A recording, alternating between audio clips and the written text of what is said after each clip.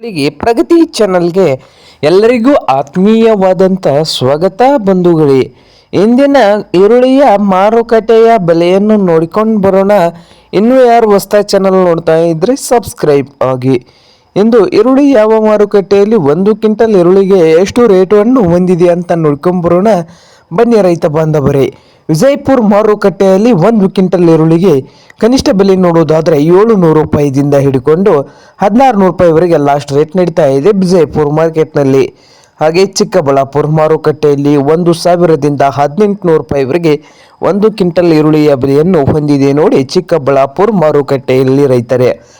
ಹಾಗೆ ಬಾದಾಮಿ ಮಾರುಕಟ್ಟೆಯಲ್ಲಿ ನೋಡೋದಾದರೆ ಬಾದಾಮಿಯಲ್ಲಿ 1 ಕ್ವಿಂಟಲ್ಗೆ 700 ರೂಪಾಯಿದಿಂದ ಹಿಡಿದು 700 ರೂಪಾಯಿದಿಂದ 1800 ರೂಪಾಯಿವರೆಗೆ ಲಾಸ್ಟ್ ರೇಟ್ ನಡೀತಾ ಇದೆ ಬಾದಾಮಿ ಮಾರುಕಟ್ಟೆಯಲ್ಲಿ 1 ಕ್ವಿಂಟಲ್ ಈರುಳ್ಳಿಗೆ. ಹಾಗೆ ಬಾಗಲಕೋಟೆ ಮಾರುಕಟ್ಟೆಯಲ್ಲಿ ನೋಡ್ಬೋದು 1 ಕ್ವಿಂಟಲ್ಗೆ 600 ರೂಪಾಯಿದಿಂದ 1800 ರೂಪಾಯಿವರೆಗೆ ಲಾಸ್ಟ್ ರೇಟು ಬಾಗಲಕೋಟೆ ಮಾರುಕಟ್ಟೆಯಲ್ಲಿ 1 ಕ್ವಿಂಟಲ್ ಈರುಳ್ಳಿಯ ಬೆಲೆ ಆಗಿದೆ.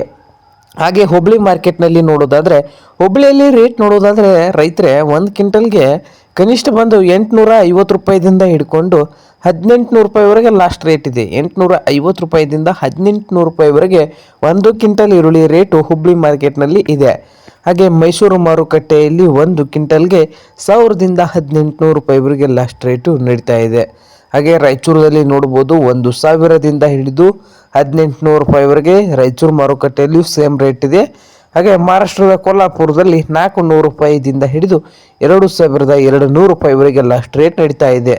2200 ರೂಪಾಯಿವರೆಗೆ ಮಹಾರಾಷ್ಟ್ರದ ಕೊಲ್ಹಾಪುರದಲ್ಲಿ ಈರುಳ್ಳಿ ರೇಟು ಹೆಚ್ಚಿದೆ ಮಹಾರಾಷ್ಟ್ರ ಜಿಲ್ಲೆಯ ರಾಜ್ಯದಲ್ಲಿ ನೋಡಿ ರೈತರೇ. ಇದು ಇಂದಿನ ಈರುಳ್ಳಿಯ ಮಾರುಕಟ್ಟೆಯ ಬೆಲೆ ಆಗಿದೆ ನೋಡಿ ರೈತ ಬಾಂಧವರೇ.